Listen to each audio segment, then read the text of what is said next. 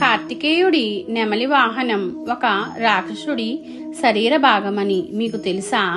శూరపద్ముడు అనే మహాశక్తివంతమైన రాక్షసుడు ముల్లోకాలని గడగడలాడించాడు.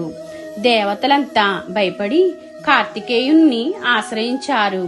వెంటనే కార్తికేయుడు ఆ అసురుడితో భయంకరమైన యుద్ధం చేశారు.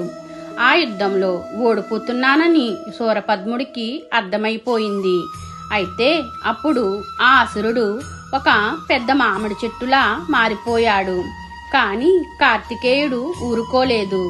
తన శక్తివంతమైన వేలాయుధంతో ఆ చెట్టుని ఒక దెబ్బతో 2 ముక్కలుగా చీల్చేశాడు. ఆ దెబ్బకి శూరపద్ముడి అహంకారం నశించి కార్తికేయుడి కాళ్ళ మీద పడి క్షమించమని వేడుకున్నాడు.